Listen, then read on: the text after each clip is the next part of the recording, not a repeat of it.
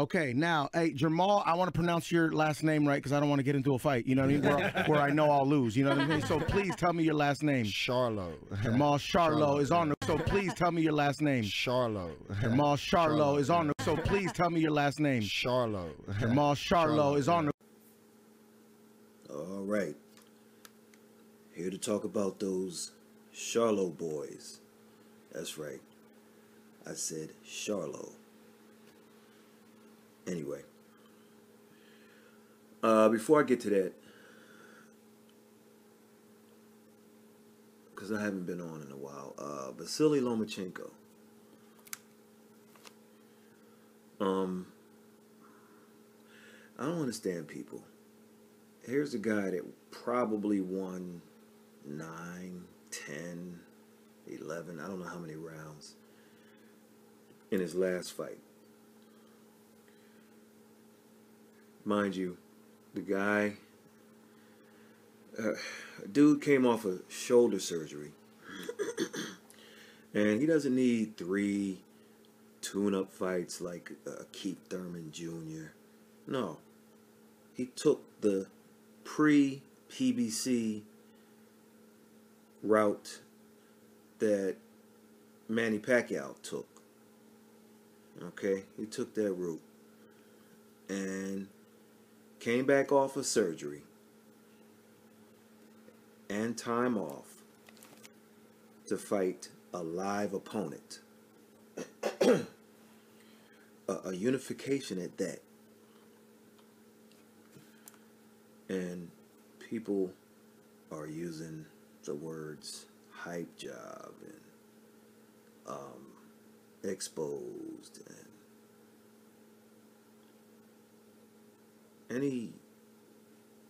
anything that goes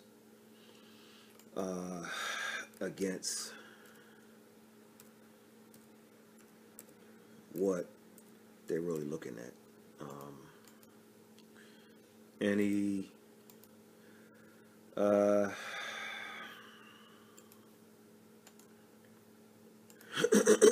excuse me, my voice. Any derogatory term you can think of.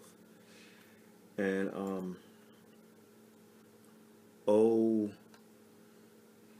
such and such is going to do this to him, and he's not all that. Well, let's look at the there were some comparisons done. First, it was Gervonta Davis. Well, Pedraza not only was off 9 months before he fought Gervonta Davis, he already, not only that, he already decided he was going to move up to 135 pounds. That's lightweight. So he was 155 pounds entering camp and spent camp getting down to 130 where he fought Davis. That's super featherweight or junior lightweight. He was dead on fight night. Dead at the weight, but he still found a way to go 7 rounds. Then people wanted to talk about Lomachenko's face having marks under the eyes. So what? But none of those same people go back to the post-fight interview to see Gervonta took some lumps too. He had marks on his face. So if you go to Google or Yahoo and type in Davis versus Pedraza post-fight press conference, you'll see videos pop up with Tank and Floyd next to each other. But you don't have to watch the video. Select images at the top and find one of the images. It'll have Davis and Floyd kind of next to each other. And select it. Click on it. So it'll blow up. And you see Gervonta with a nice welt under his left eye.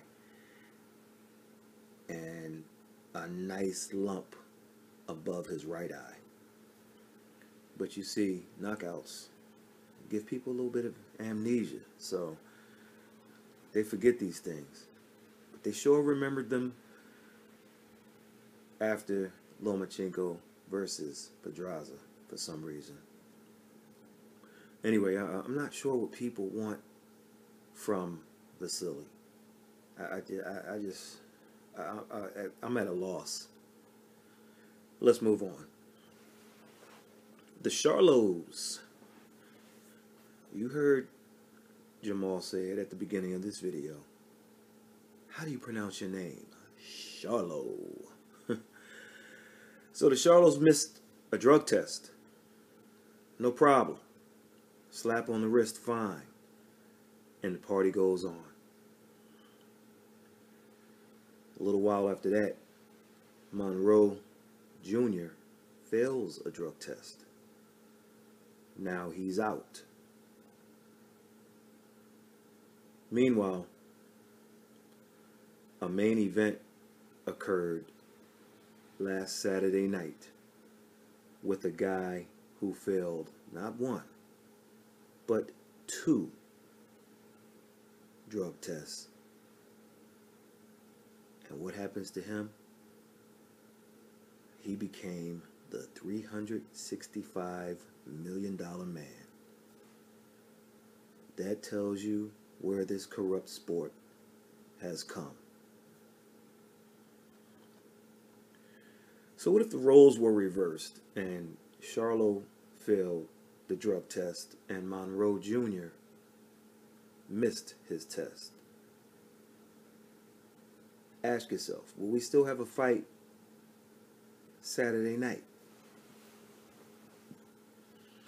So where's the punishment? You know, why not strip both Charlos? They missed drug tests. See, until boxing starts issuing punitive damages, I'm not talking about some $50,000 fine. I mean really punishing people on the punitive side, the money, taking the money. So if you're due to make $2 million, maybe we'll take 1.5 or 1.8 million if you fail drug tests. Now we're talking, but boxing doesn't want that.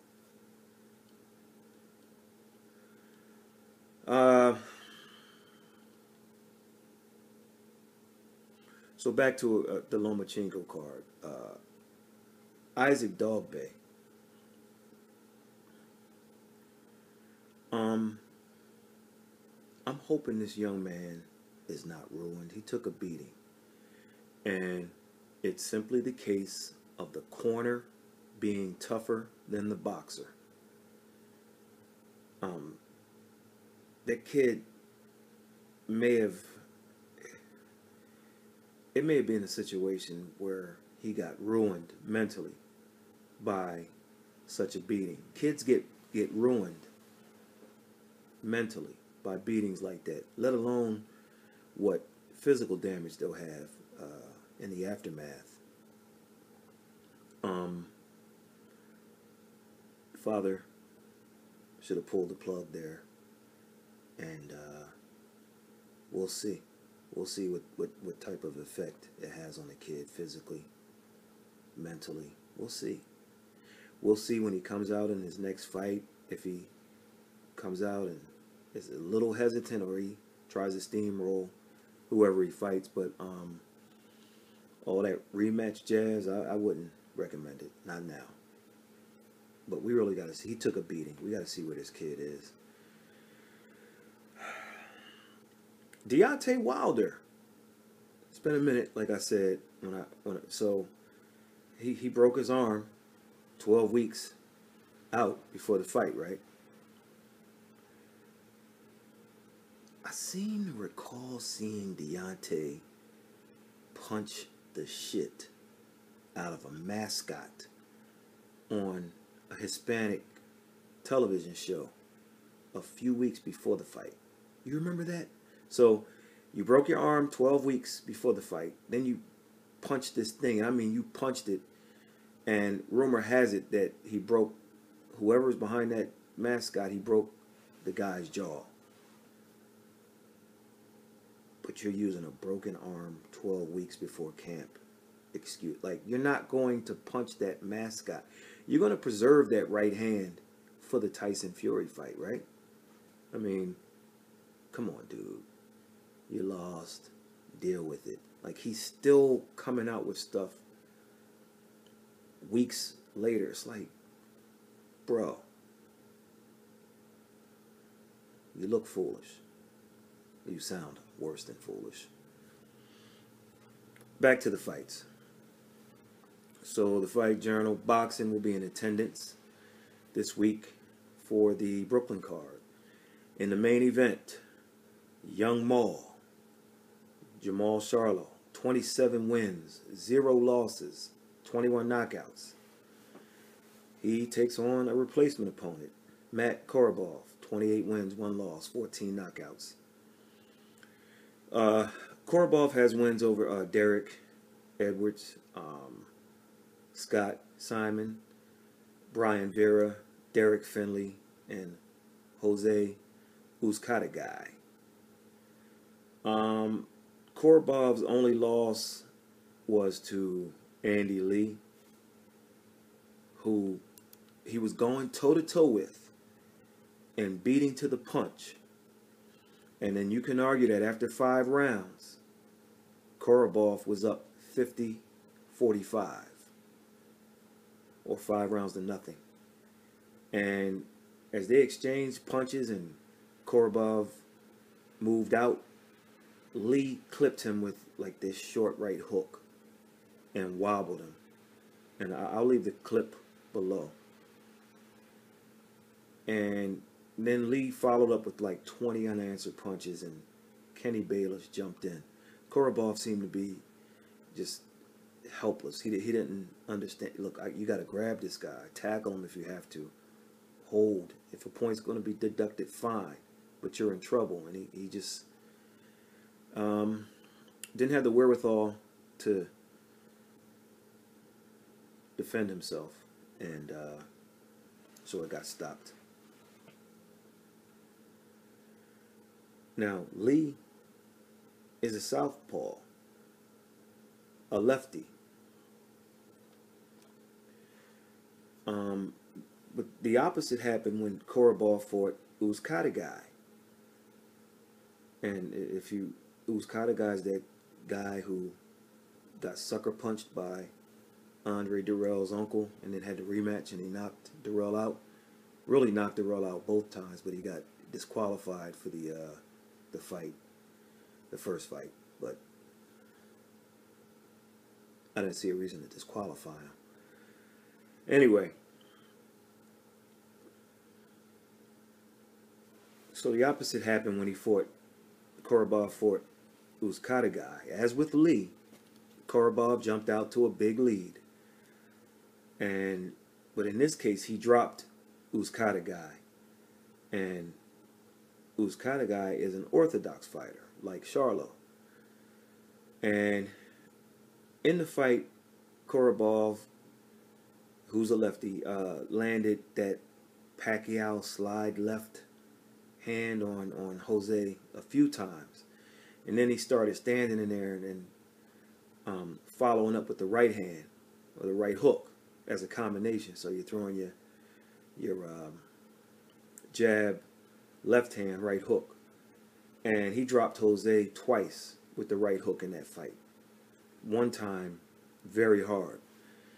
So that fight wasn't close. I mean, people, you see Uzcategui looks like a monster these days, but when he fought Korobov, Korobov looked good in that fight, and it really wasn't that close. And then he fought Andy Lee next and lost that, and then he's won 4 in a row since. Here's the problem. The problem is Matty fought 3 times in 2014 0 times in 2015, 3 times in 2016, 0 times in 2017, and 1 time in 2018, which was March.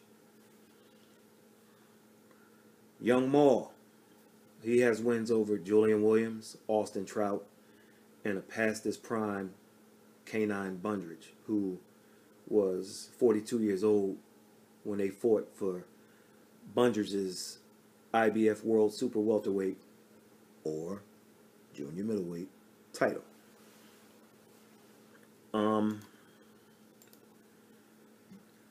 Korobov is a big underdog in this fight, mainly due to the inactivity I mentioned, as well as being a late replacement. And I didn't mention he's not exactly the youngest guy. So, a couple keys. In order to win, Matt must fight on the inside of Charlo, who has a 3-inch reach advantage. Matt is very capable of doing it. And he can jump in, get off, and jump out. That's his game. He just has to be careful not to get caught coming straight out like he did against Lee, who caught him. Now, Lee's shot was unorthodox. Charlo is, I guess, a little bit more fundamentally sound, so we'll have to see. He should fight Charlo similar to another southpaw. He should take a look at the Austin Trout versus Jermell Charlo fight. Charlo barely won that fight.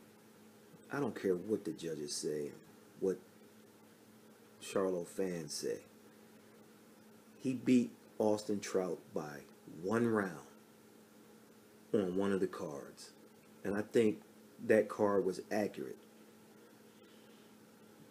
As a matter of fact, his brother, Jermell, barely beat Trout by majority decision his last time out.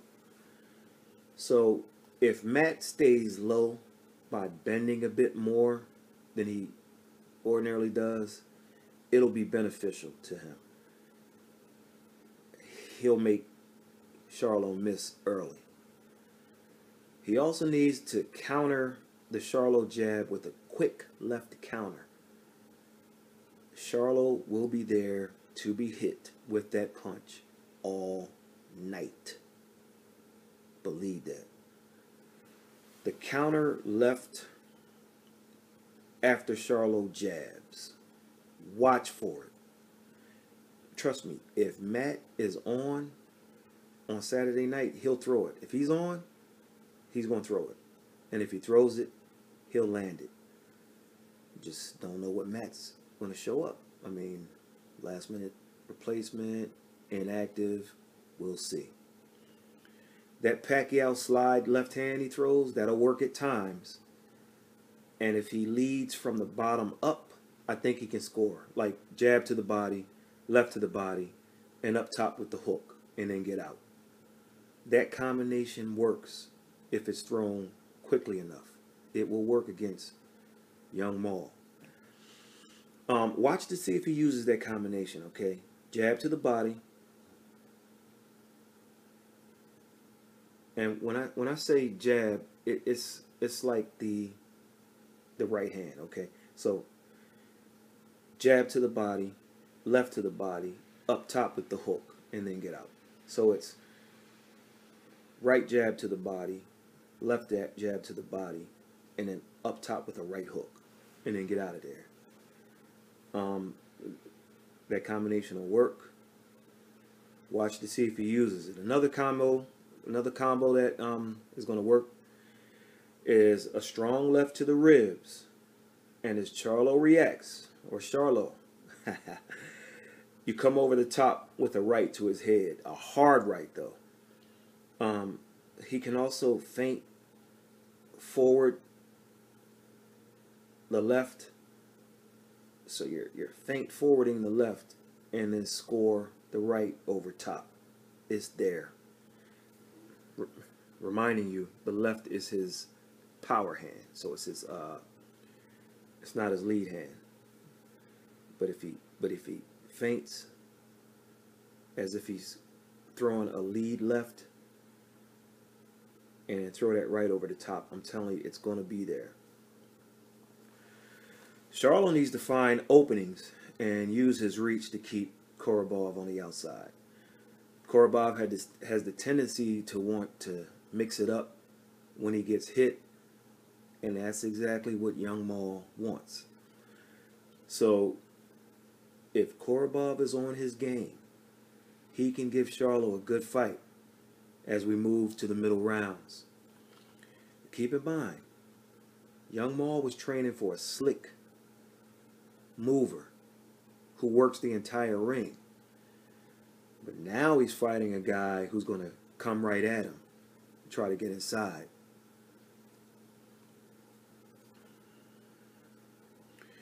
In the end, age, inactivity, last-minute preparation probably will catch up to Maddie. Okay? I think he'll press his luck too much, and eventually he's going to get timed as he's actually out of range.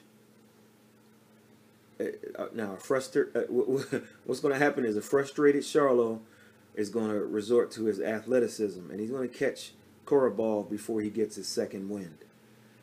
So he'll drop Maddie a couple of times before the mercy stoppage. That's what I see is going to happen.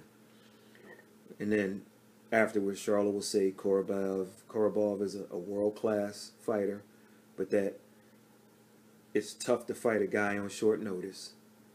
And then he'll proceed to call Saul Alvarez and Gennady Golovkin out. He'll then surprise you and call Demetrius Andrade out, to everyone's surprise. But then something strange will happen. Danny Jacobs is going to have his say, and he's going to jump in the ring, and we'll have a little WWF action, or WWE. It was F when I used to watch wrestling, so don't be surprised if all that stuff happens. So we'll see. In the co-feature, Jermell Charlo, 31-0, 15 knockouts, takes on Tony Superbad Harrison, 27-2, 21 knockouts. Jermell has wins over Demetrius Hopkins, Vanes Martirosyan, Gabe Rosado, and Austin Trout. Harrison beat Ishe Smith, Fernando Guerrero, Tyrone Brunson, to name a few. This might sound weird, but this fight comes down to what Jermell Charlo shows up and what Tony Harrison shows up. I'm telling you. That's the best way I can kind of put it. I mean, if you haven't... So, Harrison is a superb boxer. No doubt. I mean, superb. And I can envision a fight where Harrison, at his best, jabs Jermell up and down, mixes some right hands in, hooks, uppercuts. I mean, this guy could realistically box Jermell up. I'm telling you. I mean, if you haven't seen Harrison fight, check out the first 6 or 7 rounds of his fight with Jarrett Hurd. Busting him up, boxing him up. Don't care what the scorecards say. Or the first 7 or 8 rounds against that Chad Johnson lookalike dude.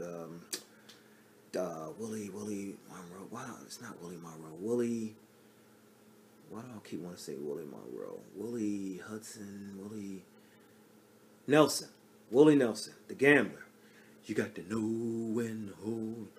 That's know when to fold. That's Willie Nelson. Yeah, looks like Chad Johnson. Boxing him up. I mean, Superbad Harrison is a master boxer. Do not let anyone tell you different. See, he got stopped twice, and people think he has more losses than he does, but he's 27-2. 27 wins, 2 losses.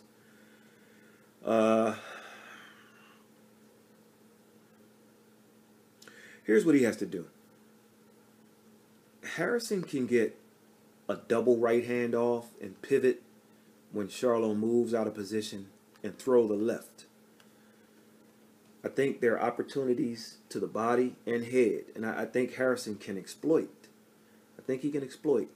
Funny thing, when Jermell knocked out Erickson Lubin by catching him out of position defensively, like when he bent his body in a way where he kind of almost blinded himself, oddly enough, I noticed you can move Jermell to do the same thing that Lubin did. It's just nobody's exploited it yet, but it's there.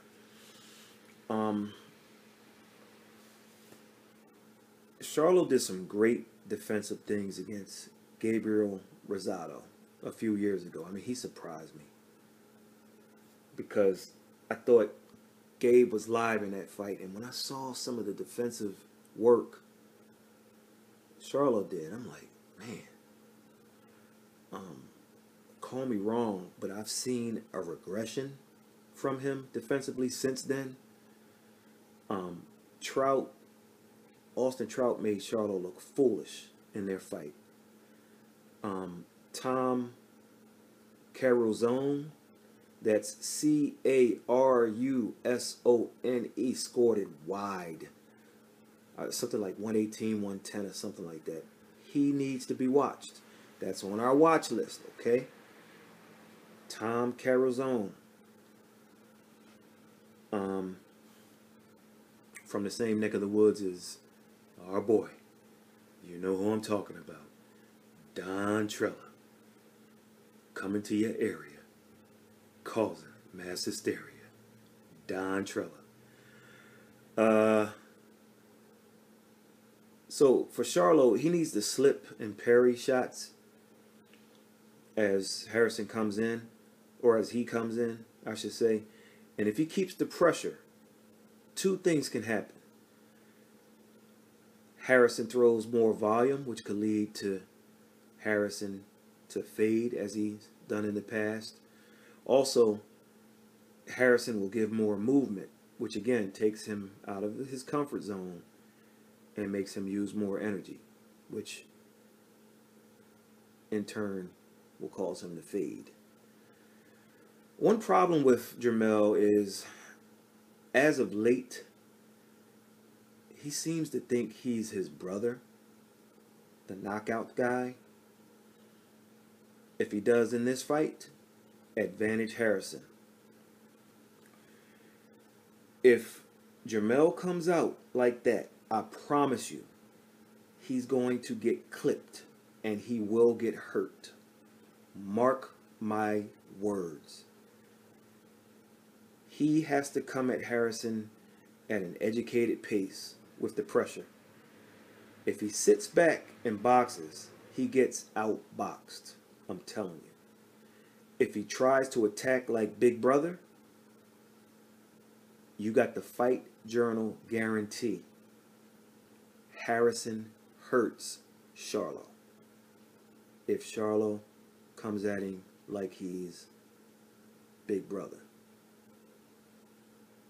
Charlo needs to apply pressure and not get wild with it, because he has in the past. He's gotten wild. Man, I want to pick Harrison. I want to pick Harrison for this fight. I really looked at it as a toss-up when I did this video. I kind of watched some stuff a few days ago, and I want to pick Harrison. But 2 things concern me. Number one, the first is the pattern of Jermell.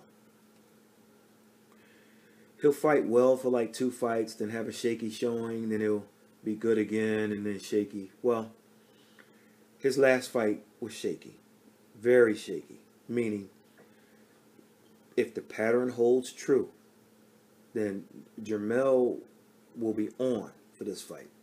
Okay? If so, that's bad news for Harrison. The other concern for Harrison is the betting line. I've heard everything from plus 800 to plus 1500. That usually means Vegas knows something. If it's that wide for a guy like Harrison, that can mean he's shot, and somebody knows he's had a terrible camp where sparring partners have dropped him or outworked him numerous times, or something else. But I don't know why it's that wide. I mean, the plus 800 is terrible enough, but plus 15, it's like, how can I explain that? It's like Hector Mercado, Rick Spain. You recognize any of these names? Hector Mercado, Rick Spain. They were some of Mike Tyson's early opponents. It's like their chances of beating him.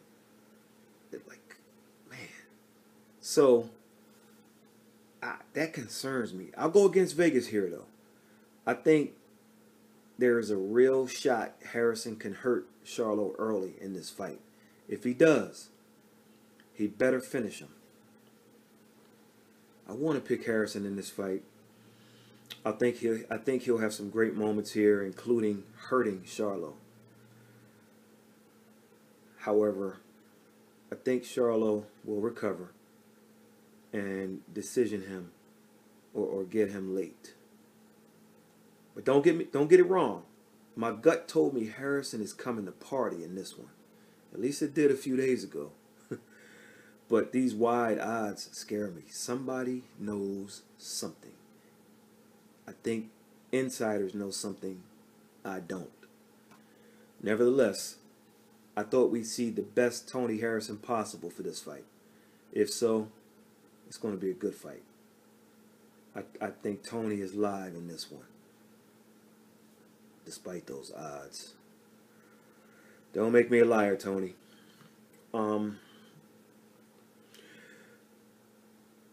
I saw a story on some website saying Mike Coppinger broke a story that Jarrett Hurd will defend against mandatory challenger Julian Williams. So Mike Coppinger broke that story. Mike Coppinger didn't break shit. The Fight Journal Boxing did videos in either August or September, and maybe even mentioned it in October, telling you Julian Williams would fight Jarrett Hurd. And unlike Coppinger, I even gave you the month, April 2019, and the location, either in Maryland or Brooklyn. Now, if it winds up not being April, then okay, I'll be off by a month or two. But that story got broke. That story was broken. The story was broke here 4 months ago. Okay? If you want to go back and check, I believe it was September when I first said it. That story came out here. Now, we don't have the following of a Ring TV or a PBC television show, but anyway. So we'll be in Brooklyn on Saturday. That card on Fox featuring the Charlo brothers, and I think Dominic Brazil opens the show. That card starts at 8 p.m. Eastern on Fox, okay? Regular Fox, not Fox Sports, Fox.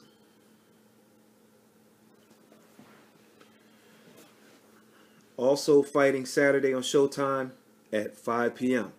Eastern is the rematch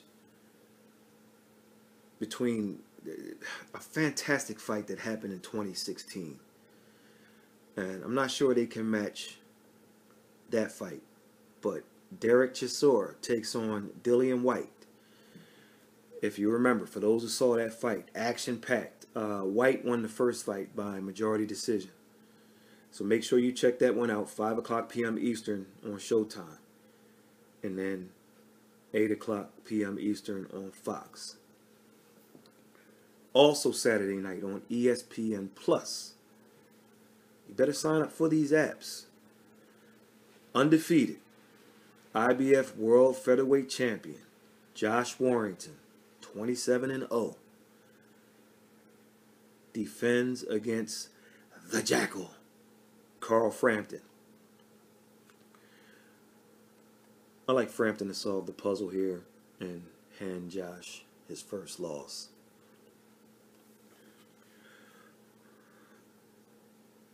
Also, sometimes I get excited about fights with two guys who are a bit past it. On the same card, Martin Murray takes on Hassan Endam, aka Hassan Endam Njakam. Man, I want to see that fight, but I'll either be on the road to Brooklyn or already in Brooklyn, so we'll see. Billy Joe Saunders makes his return on that ESPN card. Pardon me, Billy Joke Saunders. So plenty of boxing all week to wrap up the year.